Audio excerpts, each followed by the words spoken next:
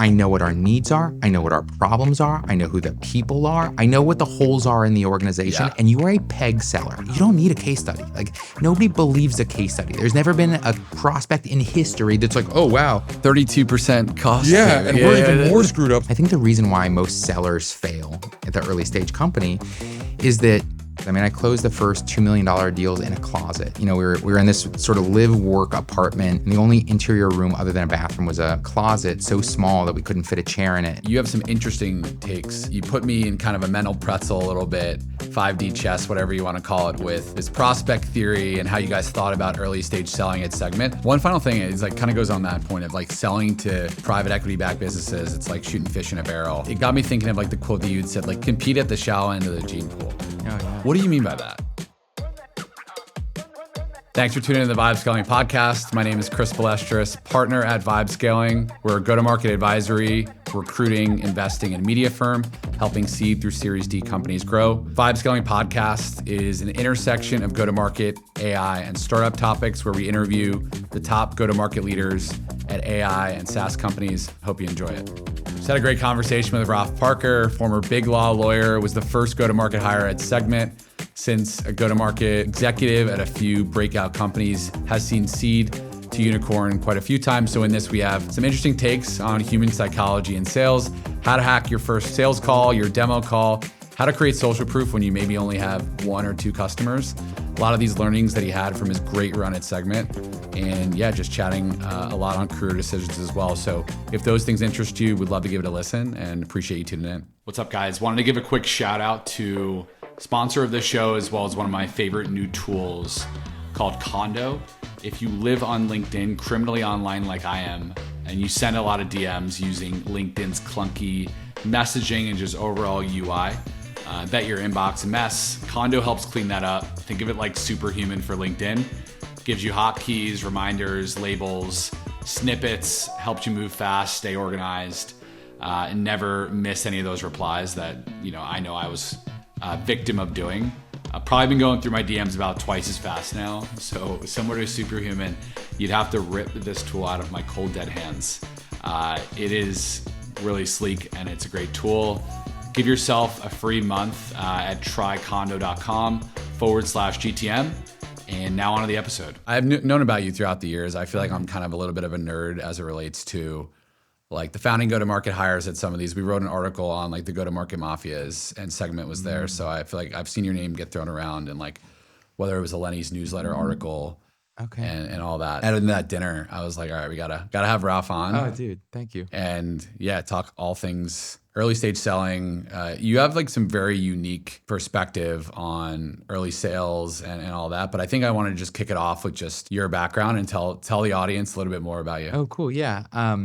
Well, I grew up in Ohio in a Jewish family, and so I wasn't good enough at math to get into medical school, and so I went into law school, which at that point was like the only other option for me. And so I was a corporate lawyer at a big Wall Street firm for a few years, and just hated every second of it. This is like pulling all-nighters and things like that. And so at about the 2.5-year mark, I got they basically gave me the "you don't have to go home, but you can't stay here" talk, and it was like the scales fell from my eyes and I just thought like, what have I been doing? I've hated every second of this. This was like a meaningless thing for me to do. I'm not even good at this because I didn't have the ability to go through the sufferfest that I think was pretty common at the time. So left the firm, sold everything I owned, rode bicycles around the world for 2 years with the woman who's now my wife. And she wanted to move to the Bay Area. So we came out here and I thought like, what can I do if I'm not trained for anything other than law and I don't want to do law.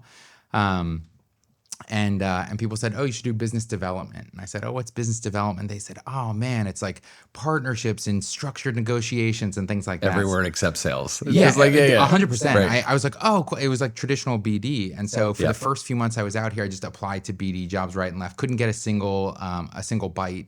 And then a friend of a friend said, hey, you're looking for a BD job, right? And I said, yeah. They said, there's a startup that's hiring so many BD people. They're doing an open bar event at a place downtown. And so I told my now wife, I said, I'm going to get a job. And so I went out, I broed out with all these people. I did shots. I got a job on the spot. I showed up to work on the first day and my manager said, let me show you how to do a cold call. And I said, well, why would I ever do a cold call? He said, do you know what a BDR is?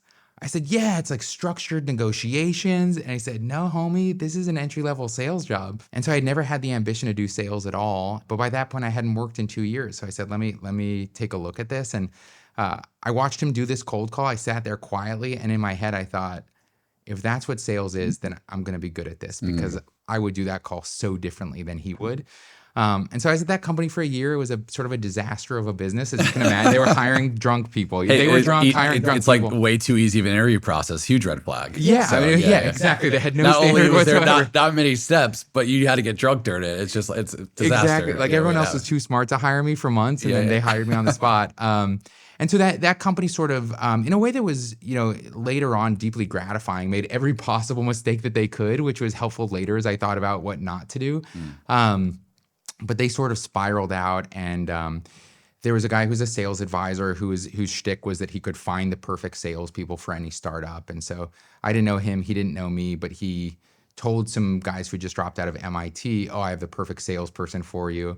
And so I showed up to that job, and they were living in an apartment, and I was like, oh, if the company I was at, that was Series C is going to spiral out, these guys are doomed. But they offered me the title of director of sales. And at the time I was 33. I thought, my God, like I need to get some of this rampant title inflation going. I'll just take this job. And then when they fail, I'll, go on somewhere else and at least have the director title. And that company was called Segment. And so it ended up being like a pretty good success and had a good run there. Decent outcome. Yeah. And then from there, Segment got to a certain size. I'm more of an early stage guy, and process isn't what I'm in love with. It's sort of solving early problems. And so sort of a little bit of a victim of my own success, or I should say of Segment success, where got a big reputation for what I did at Segment. The founders were really kind and said a lot of really nice things about me. And that just gave me just crippling imposter syndrome. And so when I left Segment, there are all these SaaS companies that are well known now that sort of asked me to go there. And I thought there's no way I can measure up to this impression that people have of me.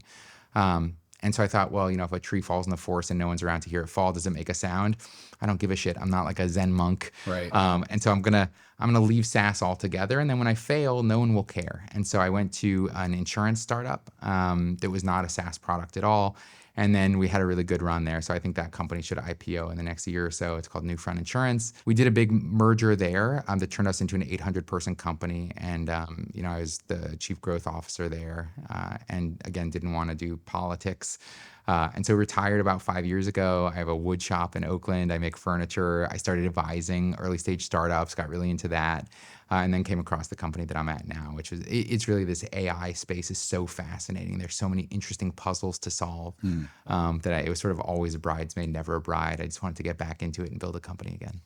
Super interesting. So many things I'd want to double click in that, but for the sake of this conversation, I think something that like it was at dinner and even a couple combos that we've had since, you have some very interesting takes on the 0 to 1 sales process that I think like you're very uniquely qualified to give hot takes around and some really good tactical structure around that. And I guess like before we get into that, because I'm sure a lot of that was from the Segment days, my number one question is, we run a recruiting firm where people are asking us the number one question: how do I choose the right company to join?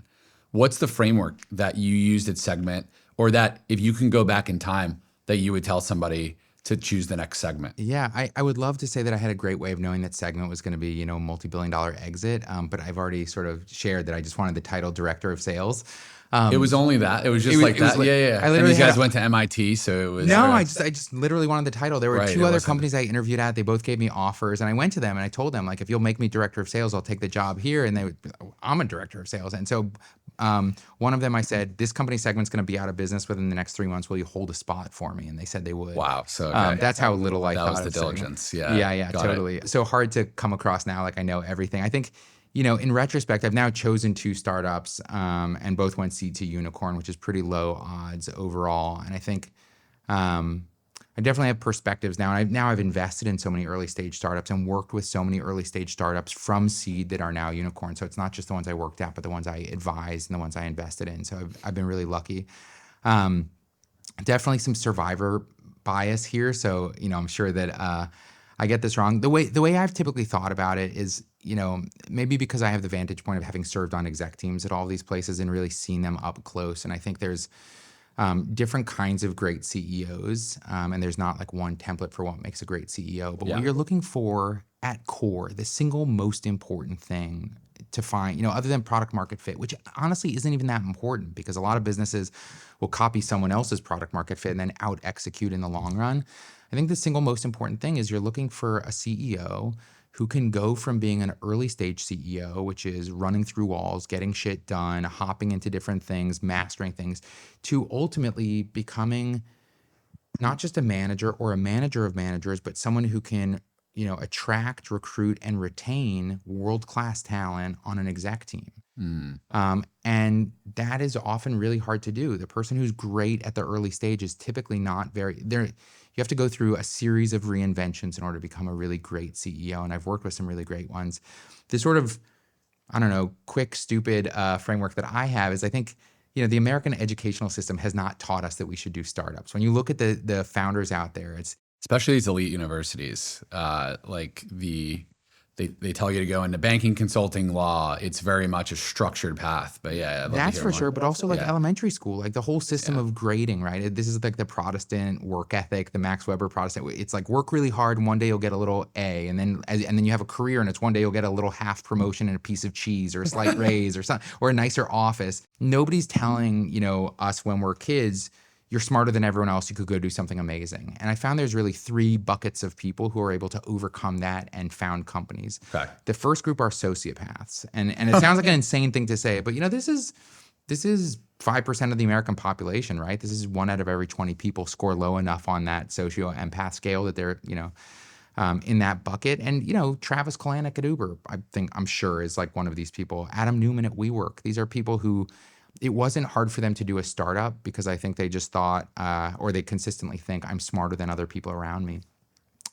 The second group are people who are on the spectrum and have Asperger's, who I think the sort of the little voice in their head that's looking at everyone else and saying I'm not smarter than them just doesn't apply. And I say that my dad had Asperger's, and he was brilliant, doctor, lawyer, famous inventor, hundreds of patents.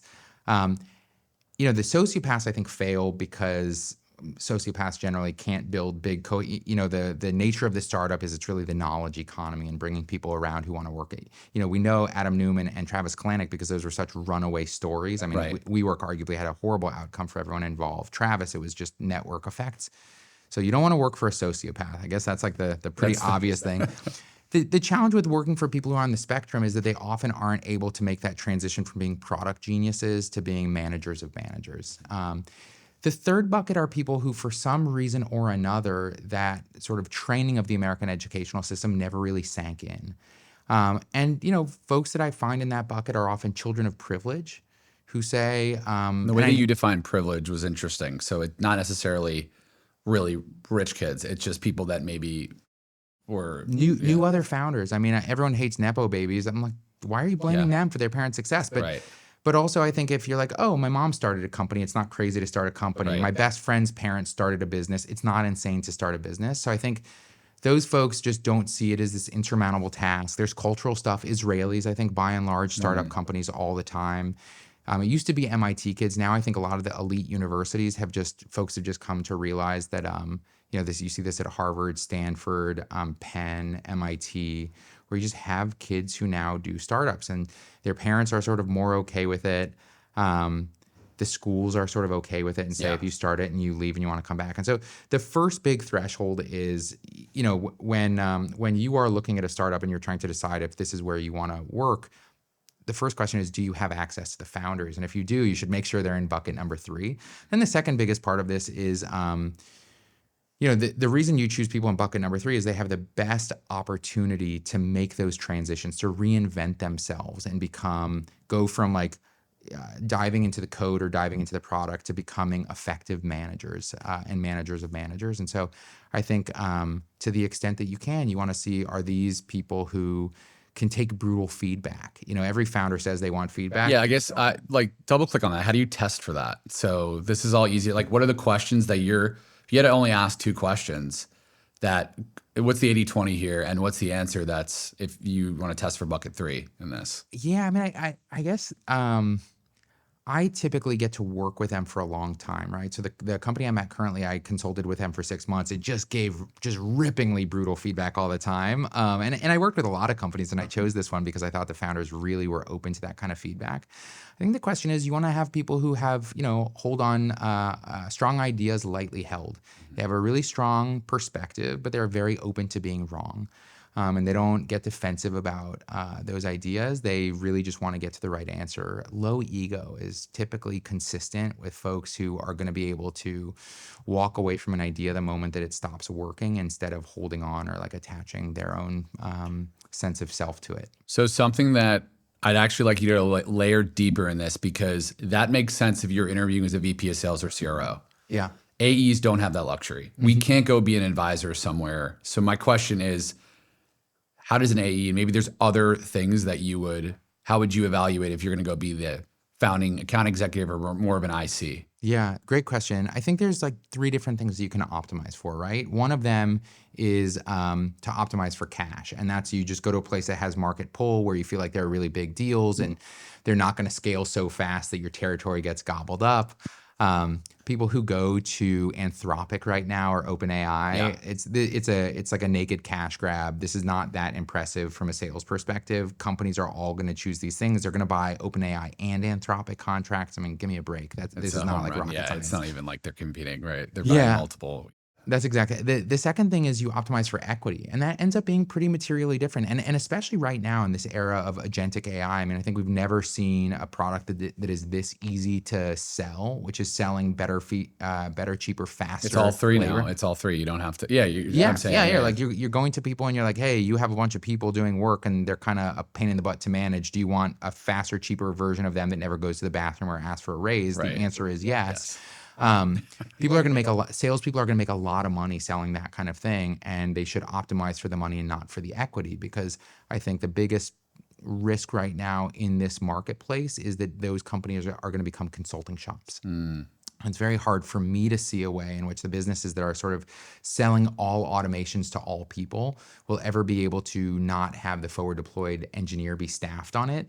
And so they're not going to get the tech multiple. And so I think there's just a lot of businesses that will just sort of have their 10 core customers and they maintain this code base of very idiosyncratic integrations or automations for them. Or maybe the code gen product gets so good that actually does end up eventually closing the gap, but who knows? We'll see. Yeah. I think I think there's first there's the naked cash grab. The second one is equity and building a company that's really built to last. And then the third one is career. And so I think it's really reasonable to look at not just following one manager. The number of people who I've met or helped place at jobs, just as a friend, I don't run your incredible recruiting service, but who are like, oh man, I ended up at this place and then my boss left. Yeah. Like that sucks. But look at the talent across the board. And so who are the other people in the other roles? Because that to me is a real signal that this is a company that can attract really, like look at people who've worked at great companies that could have gone anywhere and all went to this one company. Yeah.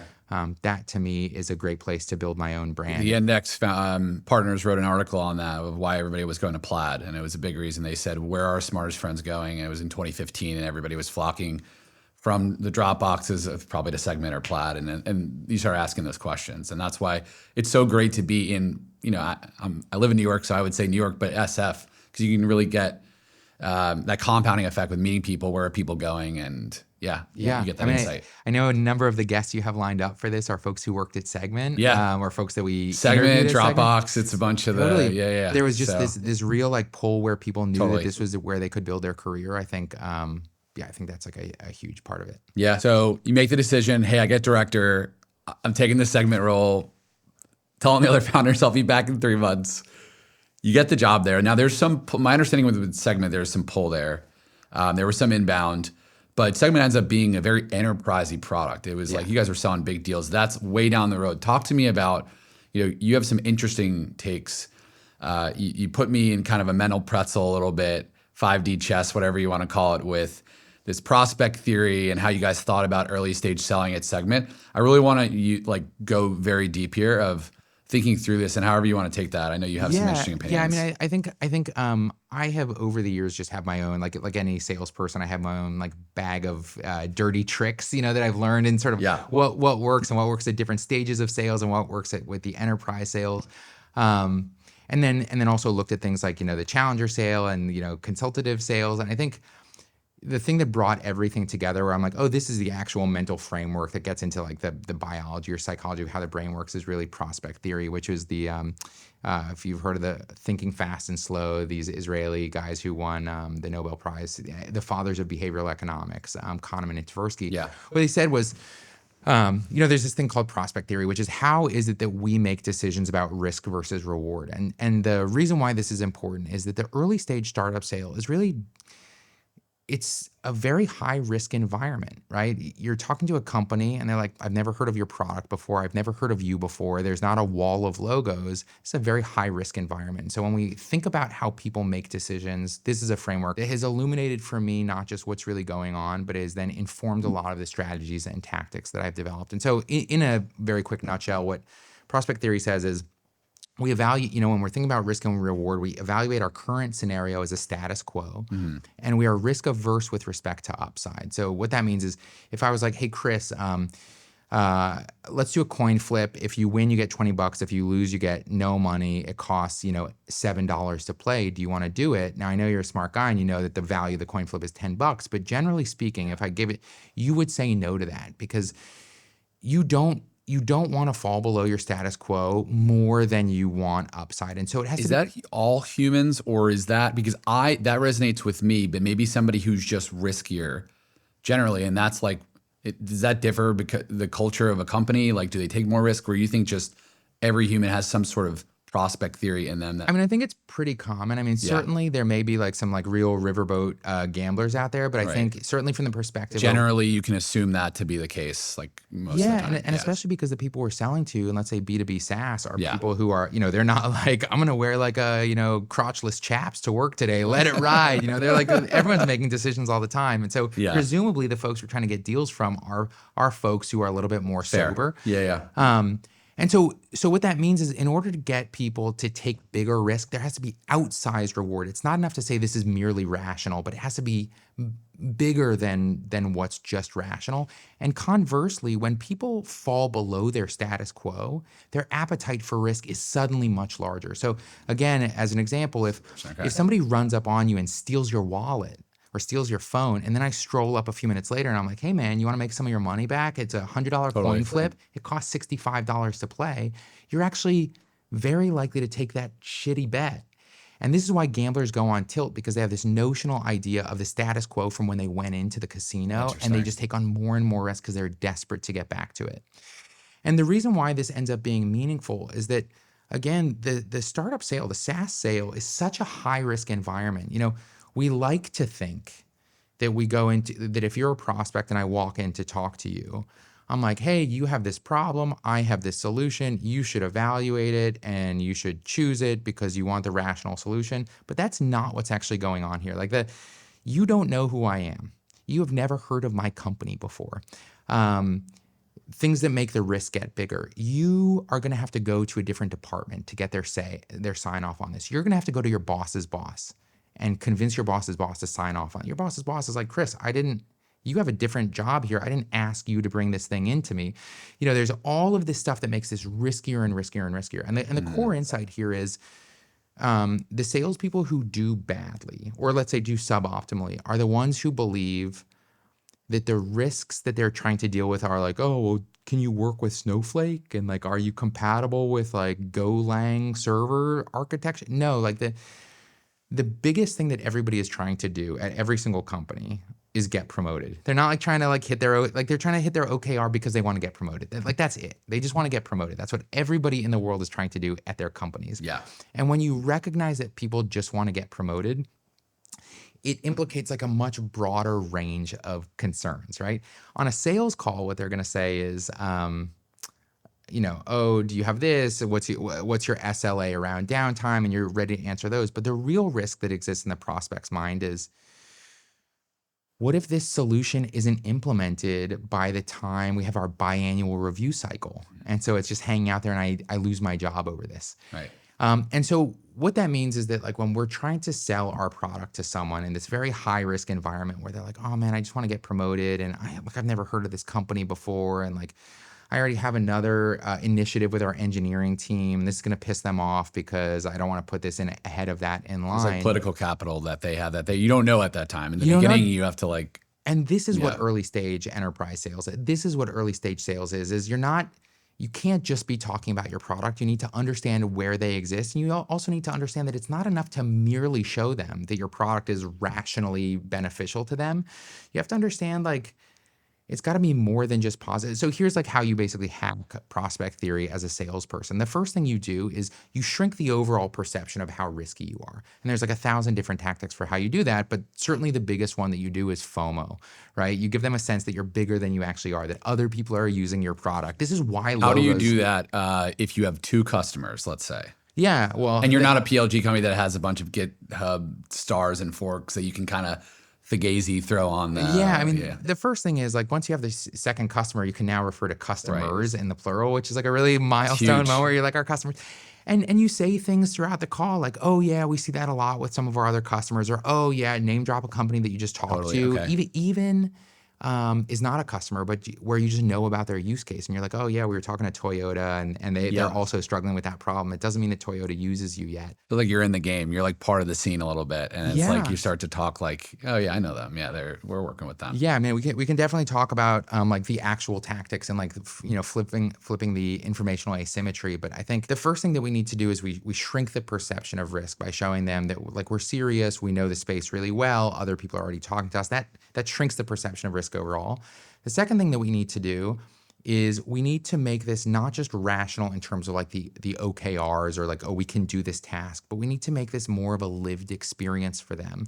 This is like what solution selling is. It's not enough to say we do this thing, but it's help. The challenger sale is somewhat similar, where it's like you want them to see 2 different world tracks. One is the status quo and the other is this world Promised land. Yeah. And so it's not how like do you get there, and it's like, okay, well. Right. So like I would ask questions like, oh, wow, it sounds like you have these outages all the time because of your infrastructure. And they're like, yeah. And you say, oh, well, what does your CTO say when that happens? And they're like, well, CTO gets pretty upset. Be like, oh man, but does your CTO like really understand that this isn't actually your fault? It's the way in which your architecture was set up. No, CTO doesn't really get that. Like, oh man, well, like, would it be meaningful if we could eliminate 40% of the outages that you're having as a result of that? Yeah, that'd be really meaningful to me. Well, all right. Well, listen, like before we get off the phone today, I'm going to walk you through how for the last 10 times you had these outages, you can just like go home at the end of the day without it happening. Like create a thing in their mind where the benefit is not merely this is a $60 opportunity at the $50 cost. It's like, this is your life is fun. If you're selling on the benefit has to be much larger. And so it's not enough to be merely rational. It has to be a lived experience for them. And the other element of this, the sort of hack here, is knowing that people's appetite for risk actually meaningfully increases when they feel like they're at risk of falling below their status quo.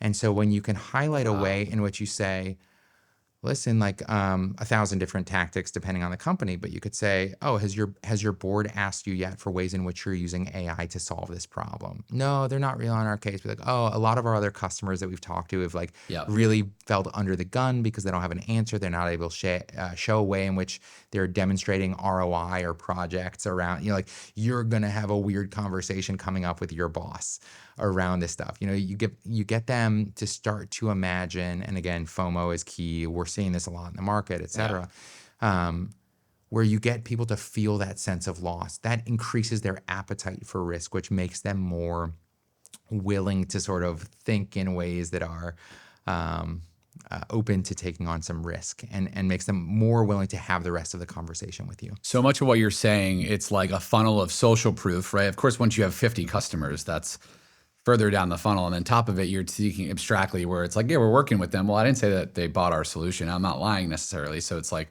but we are working with them. We're listening to their problems, we're advising, and there's different parts of the funnel that they might be with us. I guess like what else in these sales calls early on, another component is that it sounds like you're building trust when they never met you before. You said something earlier when we were chatting about this last week, of when you tell a story of like why even you joined a company. I love that. I loved can you like explain that a little bit more? Because even before you get into the stuff you were just saying, sometimes they'll be like, you asked to book this meeting with me. Like, how do you, the informational Yeah. asymmetry, I think is what you called Yeah, it. totally. So I think one of the maybe great hacks of sales is to not think about how you want to structure your sales call from like a blank slate, but it's to recognize who you're talking to and what their life is like, right? So if I'm a prospect and here's the standard setup of a sales call. I'm a prospect. Sorry, I'm the buyer and you're the salesperson. Um, there's this really like, what is my day full of when I talk to salespeople every day? It's like I meet you. You're like, hey, I'd love to do some intros. My name's Chris. Would love to learn about. And I'm like, I know everyone I work with, and you're an effing sales guy. Like, Right. can we move? Like Right. this accretes no value to me whatsoever. It's just an obnoxious tax. And then you're like, I'd love to ask some questions, and I'm like, Jesus Christ, like. Hey, about do you have a timeline set up about how much are you looking to spend You're just here? batting them down. And Yeah. here's like the real thing that's happening, right? I know there's a wall between us where I have so much more information than You're not you do. getting anything out of me, I'm just like, badgering with nothing. I'm like, questions. So it's I like, know what our needs are. I know yeah. what our problems are. I know who the people are. I know what the holes are in the organization. Yeah. And you are a peg seller. And I am talking to you because I think that you may have the right size peg to fit the holes that we have. So we start the call and I'm like, bro, can we just get through this as fast as possible to where you can just show me your pegs? And founders deal with this all the time because they feel so much pressure to just get into the demo because nobody wants to be in the first part of the call. But what ends up happening is you're like, oh, Raph, I've got these amazing triangular shaped pegs. And I'm like, well, sorry, Chris, like we have more round shaped holes. And then you scramble and you're like, well, and like the non-Euclidean framework, triangles can actually be shaped It's as this compounding circles. awkwardness that's happening. And then Yeah, you're getting like, because yeah, you're like you lose scrambling. flow in the call. Yeah. Yeah, and this is like the worst possible way that you can sell into an early stage product. I am not thinking about your product in the right way Yeah. because you have a startup and I've never thought about this product in the first place. And so the question becomes, how do we earn you the right to take control of the conversation? And I think there's like 1,000 tactics for how to do this. And this, I wish you would have me back again and Yeah. again, but like I know we have limited time. But one of the first things is the intro. And it goes from this useless, sort of stupid, banal thing in which you're like, hey, I'm a sales guy. And I'm like, I know that. So what I always do is I like to open up the intros and I say, hey, look, let me just give you a little bit of the quick. And I always open with something like, here's the really quick and dirty on ABC Corp. We're growing really quickly. I think that the reason why we're growing so fast is because we've really focused on working with the customers who, where our product is a great fit for them. We're a startup. We definitely have not built a perfect product yet. I think we've been really fortunate to grow quickly because we're really laser focused on working with the right businesses, where what we have now is a good fit. And so, what I'd love to do today, I've got some questions for you, and if it doesn't sound like your use case is what we're trying to solve for, I will just give you back the rest of the time today. And by the same token, like I'm busy. If it doesn't sound like what we're working on would be useful to your business, then please don't start checking your email. Just let me know and we can just part as friends. Does that sound Yeah. fair? And people are like, what? Like already they're starting to be like, this dynamic of sales shithead and me is like, this guy's offering to get off the phone. They're with letting me. you know, okay, no is okay here. And I'm Yeah. yeah. And then I'm a grown up. As like a salesperson, I'm a grown up and Right. I'm not trying to sell to you. I'm like a technocrat. And then they're like, oh, okay. And the other thing that's happened now is they've affirmatively given permission for me as a salesperson to start asking forthright questions. Because most salespeople in the early stage are afraid to ask a lot of discovery questions because they sense the impatience from the prospect.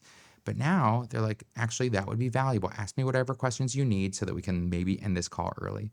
But then I'll say, look, I just want to give the real quick and dirty on me, as like who I am.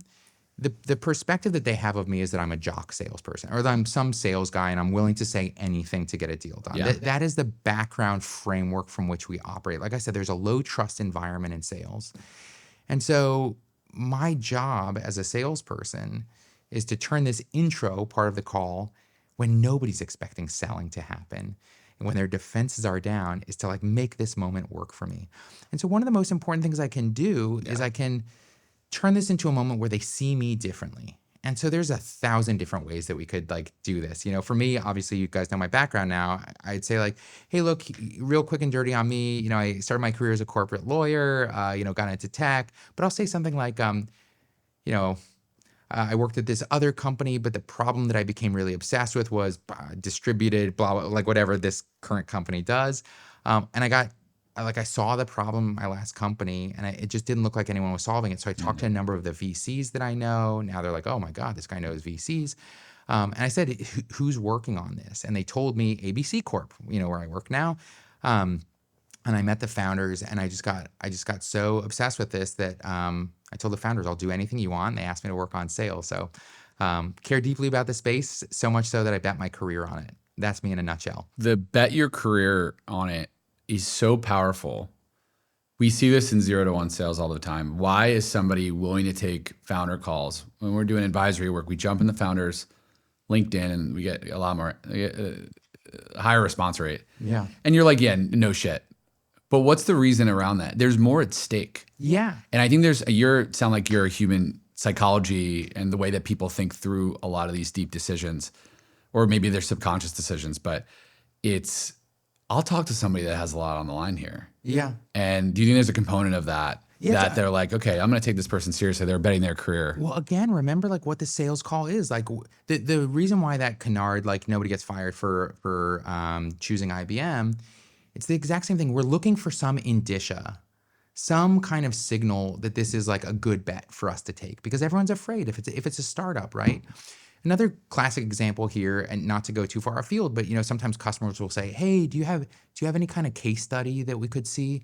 And inexperienced salespeople will run around. They'll go to the founder, say, "Hey, we really need to have a case." You don't need a case study. Like nobody believes a case study. There's never been a prospect in history that's like, "Oh wow, 32% cost." Yeah, and we're even more screwed up, so we could probably make 82. Like nobody believes a case study. So what are case studies about? It's a person saying like, help me justify this choice so that the risk isn't on me. And so when I work with a founder and they'll say, oh, they're asking for a case study, I'll say, dude, what the prospect is telling you right now is they're afraid, they want some justification. So say, hey, listen, we don't have any case studies right now, but I'm imagining what you really need is to talk to someone who's used us before. And so maybe I could put you in touch with our one existing customer.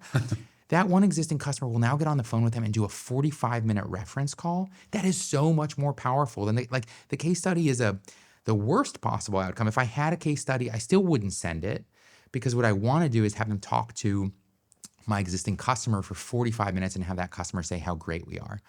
So the goal with all of this kind of stuff is to stand. So the reason when I say, I believed in ABC Corp so much that I bet my career on it, is that's like a powerful symbol. And in order for it to be powerful though, they first have to think that I'm smart. And so anything interesting about you as a salesperson, you've got to find a way to factor in there. There's a startup that I advised, and there was a seller there, and she had worked in Israeli intelligence. Mm-hmm. And she was doing kind of like BDR AE work. And I know that when she gets on the phone with people, they're like, all right, you're a salesperson. And so I was like, I didn't know her super well, but I'm trying to give her ideas. And I was like, oh, just, when you say, oh, and where are you calling in from today? And they're like, Austin, Texas.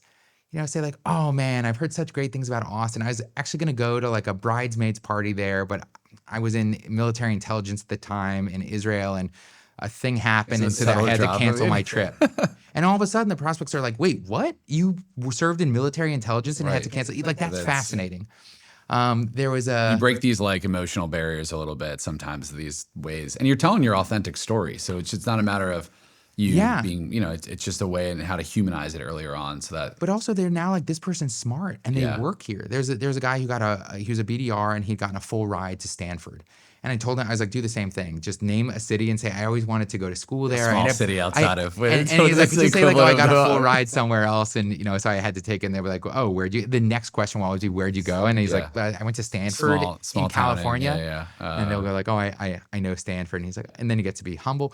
So the first thing is like, the intro is this opportunity for us to do this sort of incredible work. But the real power that I think nobody uses in the right way in sales is discovery. And it's because of that informational asymmetry. So as the salesperson, we're talking to someone who's like, look, I know everything about my business. I know everything about our problems. I know everything about what it's going to take. And all you know about is your product. And so I want to get to the demo so you can show it to me and then I'll make the decision. It's like the last little ingredient, and I really don't care about you as a person.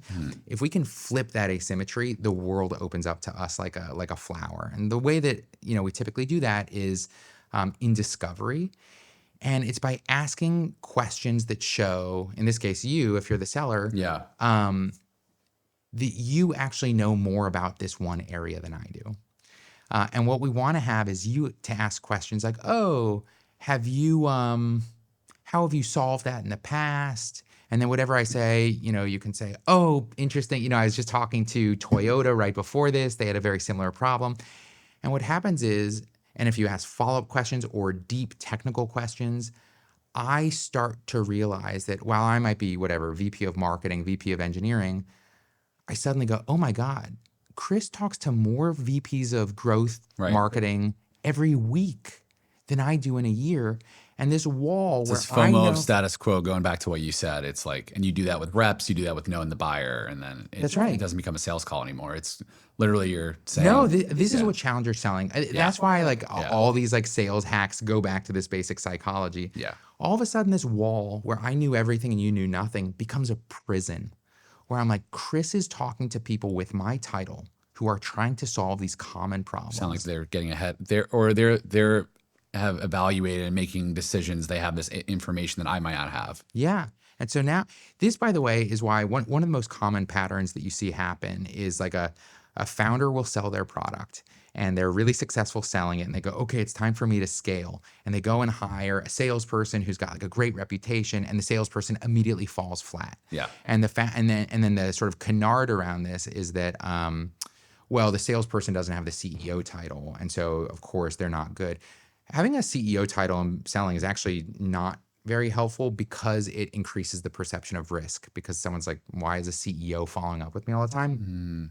I think the reason why most sellers fail at the early stage company is that when a founder gets on the phone and does discovery, they go straight to the heart of they ask product specific questions and they ask deep follow-up and they genuinely try to understand the problem space that the customer is having.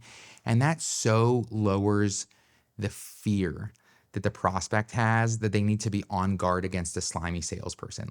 The risk perception shrinks so much because they realize they're talking to a person who deeply understands the space. How much of this is the status though? Because maybe they'll be on their better behavior prospect if it's the CEO of a company.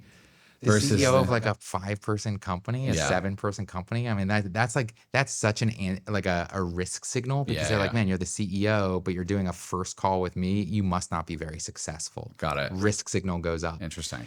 It's more of and so what I always tried to hire for were salespeople who could get into the weeds, who were deeply thoughtful, intellectual, could ask sequential discovery questions, not just oh, what's the answer to this? What's the answer to this? I'm filling out my med pick or my medic form in our CRM, but they could ask a question, get an answer, and then ask a follow-up or a tertiary question. The impact they're staying in that lane and they're peeling back that same onion versus hopping to the next thing. Yeah. And I think you would test so when you hired the first 10 reps at Segment, that was a big part of it was a role play sort of exercise in which you can get people to squirm a little bit, but see if they were moving the ball forward in that same lane. You are, I think, going to host one of them, Tomer Chernia. Of course. Head of sales at Vercel. He's one of my first 10, and he's brilliant. He's an incredibly smart guy. He was so genuinely inquisitive about the customer's use case and their problems and not immediately orienting to selling, that by the time he went into the pitch, they were like, this guy gets it. Yeah. I mean, so much to unpack there. It deeply resonates with me. It's stuff I wish I can go back and put on my founding AE hat or my fourth AE hat and doing a lot of this because discovery can be a little bit daunting, and it's this makes it a little bit more tactical and have some frameworks around it. So no, I appreciate that. I guess, what were some other learnings from Segment? I mean, we have barely even talked about it. I mean, it's one of the biggest growth stories of the mid 2010s, especially as it relates to go to market. Yeah. Great exit and then great mafia that has come out of that. So tell us a little bit more about just your experience there, and you hired some great founding reps there. I think one of the things that I found is a real challenge, and I know we've talked about this, and you're great about this, is that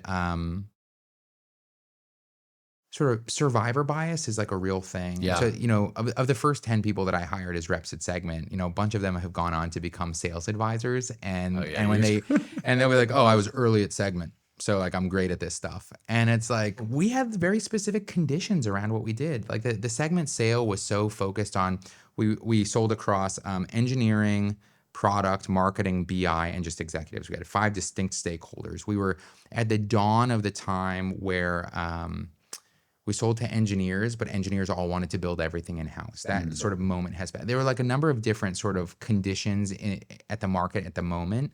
And so a lot of the things that we did were really responsive to that moment in time. I think at this point in my, it's just like, I just have like a lot of wear and tear on me, a lot of miles, like a lot of scar tissue from things I've tried that haven't worked. But I think what I've taken most from my time at Segment is you just work backwards from who is the customer. What is the situation that they're in? And that there are so few companies that I've helped over the years where we're doing the playbook that we did at Segment. It's just, who is your buyer? How much political capital do they have? How much are they willing to risk their political capital? What is the risk if this doesn't go well? One of the things I always look at for a product is like, if this goes well, how much does the praise come to you? And if this goes poorly, how much does the praise go to you? This is why a lot of HR tech companies suck, because folks will build a thing that's useful for a business overall. It'll make everyone more efficient, let's say. The only people to sell it to is the people team. Yeah. If it makes everyone in the company more efficient in a slightly invisible way, nobody's getting promoted for bringing it in. But if it's a pain in the butt, then the people on the people team could lose their jobs over Totally. it. It reminds me of the punter in football. Like when it goes well, it's like, okay, well, yeah, punt should go well. And then when it gets blocked, it's disaster. So yeah. That sort of writ large with everything else is probably more of just thinking about working my way backwards. Yeah. And then also certainly, when you look at Segment in the earliest days, I mean, I closed the first $2 million deals in a closet. We were in this sort of live work apartment. And it was on the corner of 2nd Street, and it was really loud. There used to be cars that would queue up to get on the highway there. And the only interior room other than a bathroom was a closet so small that we couldn't fit a chair in it. And so I sat side saddled on a computer monitor box to close the first couple million in revenue. But we just ended up moving it such that, the deals got quite a bit bigger. We started selling it to different departments. We started to have real use cases. We started to have competition. Yeah. All of these different things ended up calling for very different approaches that evolved over time. And, I certainly don't think that I had some kind of grand plan or like deep, insightful wisdom. I think it's, you look at what's going on and you treat it from a position of empathy. I'll never forget, there was a deal I was trying to close with Staples. It was going to be one of our early 7-figure deals. And I went out with this guy in Boston, and we got snowed in at a restaurant. There was like a blizzard, and I got stuck in a restaurant, and this guy got blackout drunk. And he finally just broke down sobbing on my shoulder because he said, I know that I should be buying Segment, but if I bring you in, then it would necessitate that my job be removed because you automated away, and I have a family member with cancer.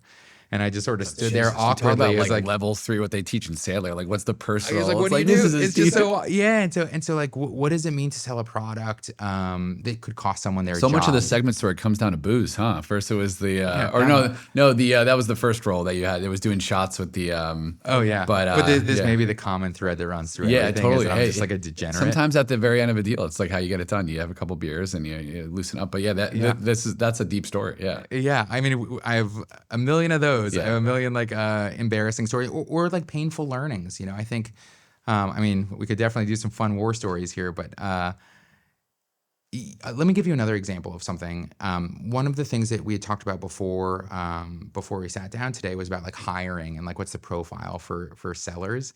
And one of the things my next question, yeah. Oh, okay, yeah. Like one of the perfect. things that we hear all the time is like, in fact, my first job in tech, that horrible company, where I got hired at the bar, I was the best seller there by far. I mean, like I was sort of born to do this. And the VP of sales sat me down once and he was like, man, I never wanted to hire you because you didn't play like college sports or something. I thought like, what an asshole. Like you're so fixated on something you read once about sales that even though I'm your best seller, you still sort of don't believe that you might be wrong about this thing. And so at the time I didn't really understand where the whole sports thing came from. And then now I understand, as businesses mature, you want people who do like the repetitive motion. But so one of the things you hear all the time is don't hire, either hire for people who do sports or don't worry about background experience because you just want to hire like the smartest kid from the best school and they can figure anything out. And at my next company, the insurance company, I'll never forget, I hired this excellent sales guy. He's a young guy, long hair, had tattoos, but incredible. He'd come from Amplitude. He really wanted to work with me. I put him through like a 2-month certification process. It was a really complex sale with really high values. And so I really put him through the paces. And I remember I watched him pitch for the first time, like a live customer. I was on the call, but he did it. And he starts the call and I'm just like, man, this was such a good hire. I'm so smart that I hired this kid. And he finishes the pitch and the prospect, and in the American insurance market, the median age is 63 years old. And the prospect goes, son, I've taken shits bigger than you. Yeah. And we get off the call and he goes, Raph, it's not going to work out for me in commercial insurance, is it? I said, it is not, but I will help you find your next job. Yeah. Because in that, and then as a result of him, I went out and hired a guy in his late 50s who smoked 3 packs a day, who wasn't as strong of a seller, but these people just looked at him and they were like, I like you and I'm going to buy from you. And so all of the things that we hear all the time is this is what you have to do. This is what you have to do. From my experience, it's so situational and you try to work backwards to what's actually working. I'm constantly surprised by my own stupidity, but I just keep experimenting. And then eventually, I'm so old now that I start to like draw some of the principles out of it. We were asking Todd about this because he played sports in college, and I think I asked Liam this as well. I think he was track, and then Todd was football. And I asked like, oh, do athletes? What's the correlation causation? It's just you want people that can do hard things, and be able to pivot, but in the hiring manager seat, you also want to make sure that you're de-risking the process as much as possible. What does the buyer look for? It's like, well, we're selling to devs versus we're selling to marketers. Okay, well, with marketers, we want people with very high energy. With developers, maybe it's a little bit lower energy. Even though those two people might, irregardless of school, irregardless of how good they are at sales, there's just sort of a vibe sometimes of how people are going to buy. And that could be tone of voice. That could be how you look. It could be age in that example. Like it's just you want to maybe buy from somebody who's similar to you in that. I think the reason why people index for athletes is because athletes has become a proxy for is willing to put in the work, is willing to strike out and strike out and strike out and believes in the process of getting better. The people who are athletes, I think, are the ones who are truly dedicated to their craft in a really material way.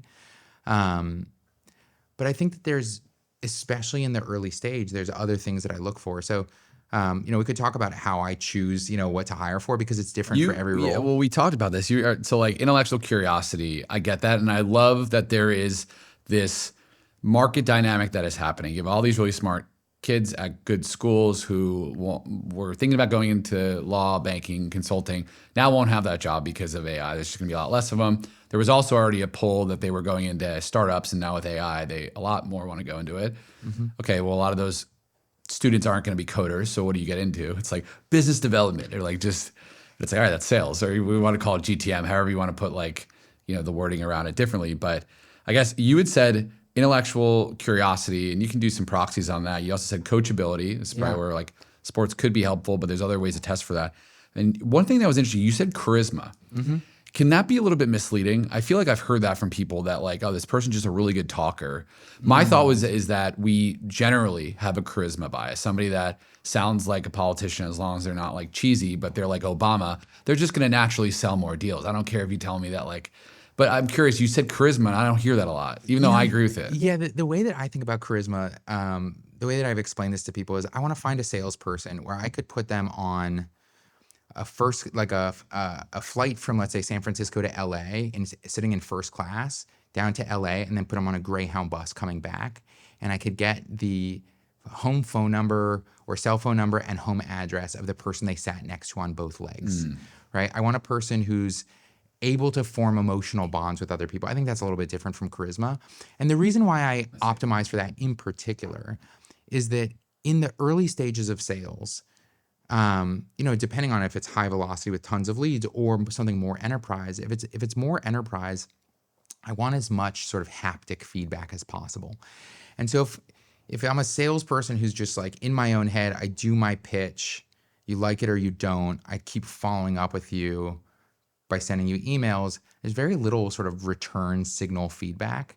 But if I'm a salesperson who can agree to go meet with you, and then you want to go out, and then I'll go on site and do the pitch, but then you agree to go out to dinner with me afterwards, the pace, the sort of throughput through which I can learn as, let's say, a founder or as the seller, but learn about this business. What are the politics of how our product moves through an organization? Where are the sign-offs? Who's going to oppose this? How is budget going to be allocated for this? How do the types of businesses that I sell to allocate budgets and over what cycle? The ability to bind people to me so that they are willing to open up and be a little bit more emotionally available and share things that maybe they shouldn't share because they sort of enjoy spending time with me, or we can have like a good, thoughtful, forthright conversation, is so invaluable because it allows, as you get into the system design of like, should we have case studies or should we focus on making sure that all of our customers are willing to stand up an advisory council and do, reference calls? The pace at which we can go through the iteration cycle is so much faster. So I think that ends up being really meaningful. And the other thing is, again, this goes back to risk, right? If you're selling to me and you're a salesperson who I really trust, I feel connection to, I'm willing to take a bigger risk. Yeah. But if I'm constantly on guard against you, because the perception of sellers is really low, it's really hard to find. This is why, like at Segment, we started doing enterprise deals almost right away.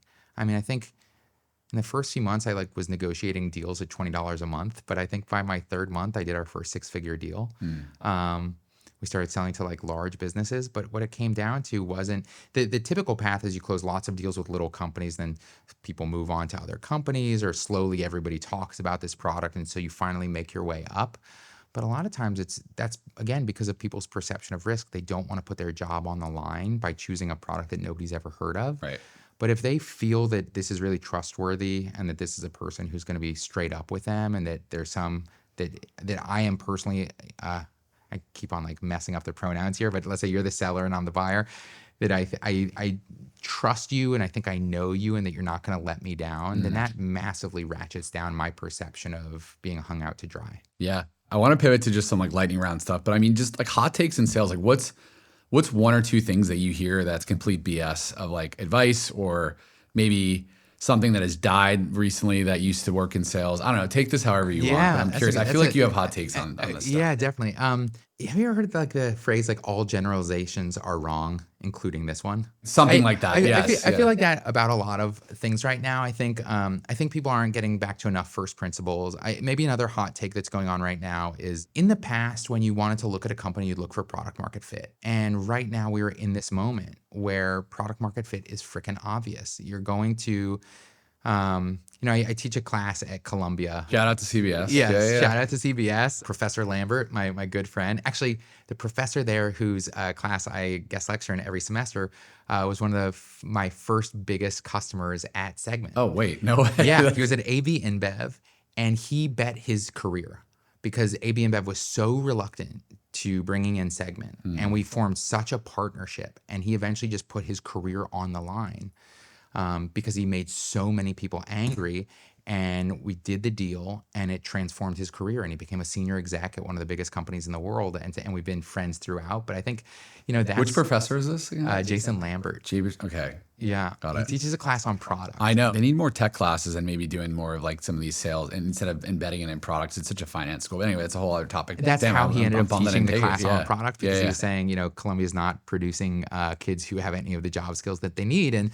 And the interesting thing about the class, without going too deep down the rabbit holes, it's all these kids who want to come up with a great idea. And so they think all semester about these great ideas. And then I go in and I say, like, the idea is not the hard part. Distribution is. If you have a product but you're selling to the people team, you probably don't have a real startup, because the people you're going to sell it to are not going to take the political risk. If you have a product that's going to leave a person sobbing on your shoulders, in a barbecue restaurant in February in Boston, in other words, if you're selling a product to a person, the person who has to buy it is going to lose their job. You don't have a viable idea, even if theoretically it's like a product that should be bought.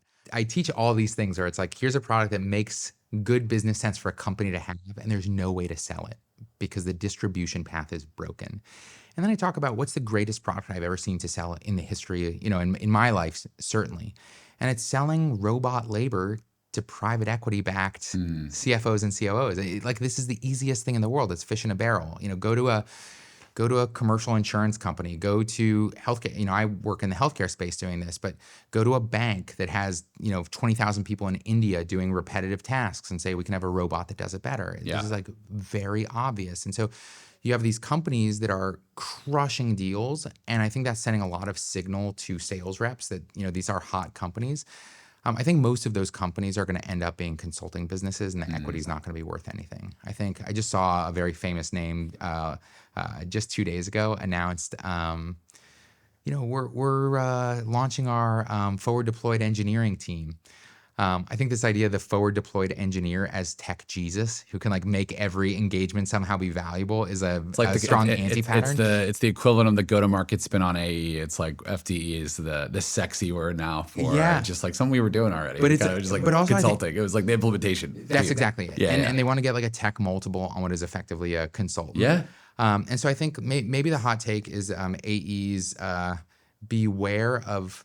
It's no longer enough signal to see a company that's closing deals. I think a lot of the businesses that are growing really well are going to be replaced by, every time the models get better, a lot of these companies are going to fall apart. A lot of the businesses that are closing big enterprise contracts are not going to be worth very much in terms of equity, because the capital markets are certainly never going to reward someone that's just like basically paying for services every year. One final thing is like kind of goes on that point of like selling to private equity backed businesses. It's like shooting fish in a barrel. It got me thinking of like the quote that you'd said, like compete. This is the last thing I want to talk about because I really love this quote when we were chatting. Compete at the shallow end of the gene pool. Oh yeah. What do you mean by that? Because I think I know what you mean, but yeah, I work a lot. I have this little side nonprofit project that I started at Cal Berkeley. And so I have all these students who are in it, and I end up giving, I'm an old man now, which is like really painful for me. But I end up giving a lot of career advice, and you have these really hungry kids who want to get these great jobs, and they ask, how do I get these jobs? When you're really smart, when you get into these elite universities, when you get into these elite like when you get into Columbia B School, like you did, I should crap on it because I went to NYU and was in the JD MBA program. So I should be like, punching Shout down. Out to Stern. They're great. I'm jealous of their location. You guys had it right. Yeah, we have the fun uptown. and you have the smarts. Yeah. What ends up happening is you all compete to go to the most prestigious places, the most prestigious like Wall Street firms, the most prestigious law firms, the most prestigious internships. And it's crazy because you have people who are in like the top 1% or the top 1/2 of 1%, which is like royalty in one sense, but they're all gathered together and they're killing themselves, And my experience as a corporate lawyer was like, I was a smart kid, and I did well on standardized tests and things like that. And then I went to the law firm where that was just a price to enter. And I was actually a quite terrible lawyer because I wasn't willing to pull an all-nighter. And so when I got into tech was just like, tech sales was not a desirable thing. It was like kids who couldn't bother to finish community college and so just sort of like washed up in tech sales. The real funny story, which is the sort of coda to what we opened with, maybe this is a good bookend, is I was like, wait, this is a sales job? And so I went out the next day. Someone said, let me introduce you to a sales guy. And I went and met a sales guy. And he said, why don't you want to do sales? I said, well, sales? And he goes, look, man, if you can work from 9 a.m. to 5:30 p.m. and spend less than half your time playing fantasy sports, then you are already in the top 5%. I go, yeah, but is it good? And he said, I own 2 houses in San Francisco, and this is 10 years ago. I made $450,000 a year for the last, 8 years. And I went home and told my now wife, I said, I'm a sales guy. I'm gonna get in sales. And it was like, oh man, I worked so hard to compete against these other folks. And now there's this one industry. And so my last company that I was at, the commercial insurance company, like I said, the median age is 63 years old. There are so many parts of the American economy where there are people where look at the least sexy industries and go compete there. Yeah. It's just so hard. You have the hindsight of seeing that and knowing what you know and having conviction though. And I felt the same way. I had to try consulting. Yeah. Because the smartest people did it. They're like, don't do it. You won't be a fit. And they were completely right, but I needed to feel it for myself. There's some things that you can get advice for and just be like, hey, don't do that. And you don't do it. Well, like New York Italians and New York Jews are right, pretty similar exactly. in that regard, Yes, I think. yes. So I feel like I look back on it with no regrets. And at the same time, though, it's easier to say it than actually in that seat when all of your friends are trying to get into Goldman Sachs is like super hard. They're trying to get into Skadden in your exam. Like, Yeah, but what I will say is that, you know, I washed out of big law, right? They said like you don't pull all-nighters here, you don't do, you know, like I didn't have that Slacker, ability yeah. to suffer the way that other people did, which really was a meaningful, you know, it wasn't a meaningful metric to getting into grad school. It wasn't a metric for doing well in grad school, but it was like the most important metric for doing well at a big law firm. And so I went from like this high paid job to like $33,000 base salary, you know, at the MIBDR job.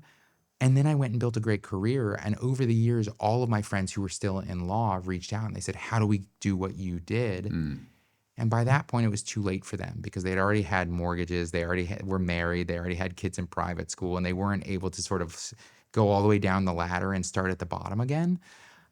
But if they had, and they had that time, you just go so much faster up the ladder when you go into an industry where you have some kind of natural advantage. Yeah. Raph, it's always a breath of fresh air chatting with you about all So things much fun. sales. And where can people find you and connect with you? LinkedIn. I Sweet. don't do any of the Slide other into the social DMs. stuff. Yeah. Awesome. Dude, this is great. We gotta get another episode on the books. Thank you so much. Yeah, of course, man.